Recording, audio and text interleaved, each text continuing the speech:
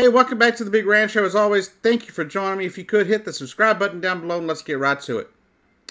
Now, the other day, an 11-year-old boy was arrested down in Polk County, Florida, at Polk County Public Schools or whatever. And he was arrested for making a disturbance in the class. But what led to that disturbance in the classroom that led to him being arrested? The thing is, he was arrested for a disturbance that happened after he didn't want to say the Pledge of Allegiance.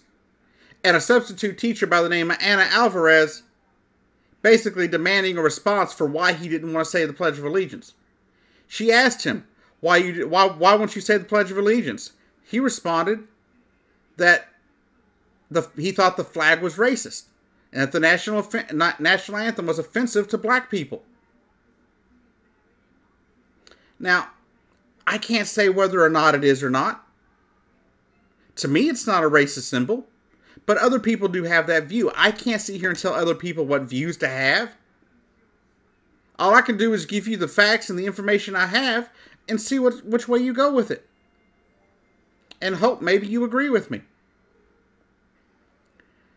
But Ana Alvarez asked, she says right here in response, the teacher said the student asked why not, or she asked the student why not to go to another place if it's so bad here. So more of that, go back where you came from. If you don't love it, leave it kind of BS mentality. Now the thing is, this lady's from Cuba. And she says if she ever felt like she was unwelcome here, she would just leave. But like an 11-year-old child has the ability to do what they want. There are a number of times, as a kid, I didn't want to live in the state of Texas. That I didn't want to be here. I didn't have much of a choice on where I lived, did I? So that's a lame argument that the teacher was making. But she called the office back on February 4th saying she didn't want to deal with him anymore. You didn't want to deal with a student that you incited yourself? You rile the student up and then it's his fault? Like an 11-year-old child has any clue, any proper clue on how to deal with their emotions. If you rile a kid up, they're going to say something stupid, or do something stupid, or react in a negative manner. So now you've got this kid pinned as a bad kid. And kids that are pinned as a bad kid lead lives of being bad. Because they get treated that way by everybody around them. They get treated that way by their schools, by their peers, by other teachers. Now, Ana Alvarez says, oh, I had no clue that a student had the right not to say the Pledge of Allegiance. Well, Miss Alvarez, this is not someplace like Russia. Okay? We are allowed not to say the national anthem or sing the national anthem. We are allowed not to pledge allegiance to that flag. We are Americans. We are free to do as we choose. And if we don't choose to say the Pledge of Allegiance, then we don't have to, even if we're an 11-year-old child. So it shouldn't have mattered that this is Florida law or district policy. It's bad enough you didn't know that. What's worse, though, is you don't know that we have our own freedoms here in this country.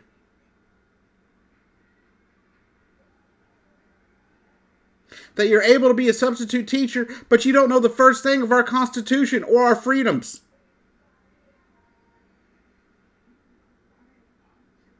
Now, I don't know when this woman came from Cuba to America, but I'm going to assume life is better here than it was in Cuba. I sure hope so. Because living under Fidel Castro, those people that had to live under him had to have been living terrible lives, especially if they weren't in agreement with what he was doing.